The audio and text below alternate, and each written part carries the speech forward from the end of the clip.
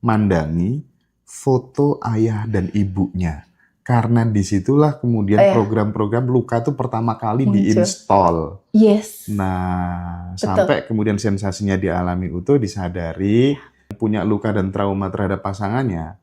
Praktek itu, melihat foto orang yang dia benci sampai kemudian terurai semuanya. Iya, Dan betul. semuanya membaik.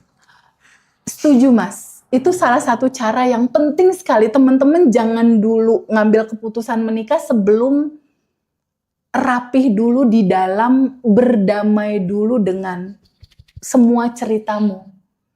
Karena kalau kamu belum berdamai, dia masih terus nyala di bawah sadar, Mas.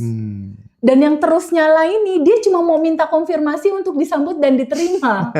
Makanya dia jadi ke orang terdekat, jadi ke orang terdekat. Jadi ini cerita, kehidupan ini adalah sebuah cerita di mana kita kayak menganaktirikan sebuah kesedihan luka. Waktu kecil. Sama papa mama. Sama papa mama. Atau sama yang mengurus kamu. Mungkin nenek, kakek, mungkin tante, mungkin uak gitu. Bahkan ada pengalaman luar biasa sih kemarin kelas ya. Ada sebuah luka batin seorang anak.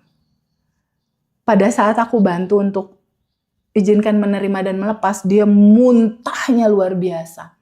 Dan dia ada trauma tertentu sama kobokan. Oh iya. Karena dia pernah dilempar sama Cuci kobokan sama bokapnya. Ya. Jadi ada satu hal yang ternyata dalam ya, udah sekian puluh tahun, itu masih nyala, Mas. Ada lagi temen yang lain. Ini unik, Mas. Hidupnya udah berkecukupan, Mas. Uang ada, pasangan ada, segalanya udah ada, segalanya dia udah punya, Mas. Orang kaya intinya. Punya perusahaan, dia owner satu company besar lah. Tapi dia private apa coba goals-nya? Dia ngerasa hampa.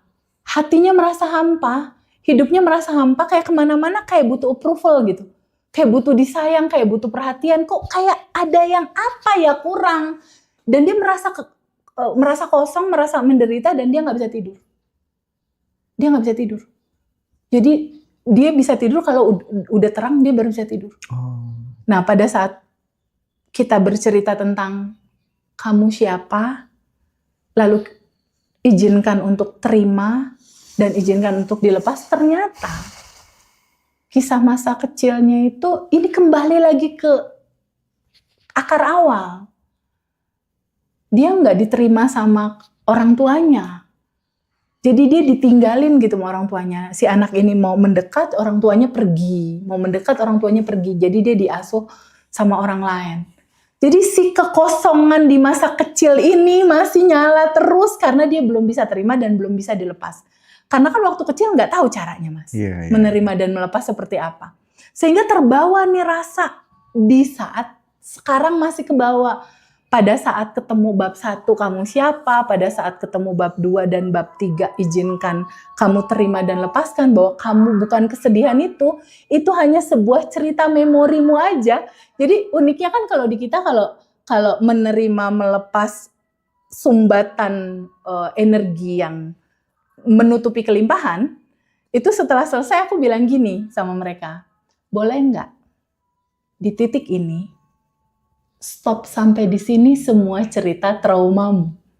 Seperti halnya SPBU Pertamina. Kita mulai dari nol ya. Oh, pada ketawa itu. Semua cerita kamu pernah ditinggalin papa. Stop sampai di sini boleh nggak? Iya teh, mulai senyum. Cerita kamu pernah ada pelecehan seksual saat kecil. Boleh nggak stop sampai di sini? Itu hanya cerita tubuh. Kamu bukan tubuh, kamu bukan emosi, kamu bukan pikiran. Boleh nggak? Mulai sekarang dan seterusnya.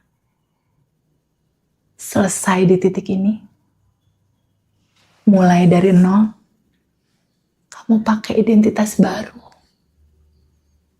Kamu langsung bercinta, jadi kamu nggak butuh approval dari manapun. Kamulah sumber kelimpahan. Jadi kamu nggak perlu ngejar-ngejar di luar. Cukup rasakan penuh di dalam, nanti aliran semestanya itu akan datang sendiri, Mas. Dalam kelancaran, dalam situasi yang nggak terduga, itu akan datang sendiri gitu.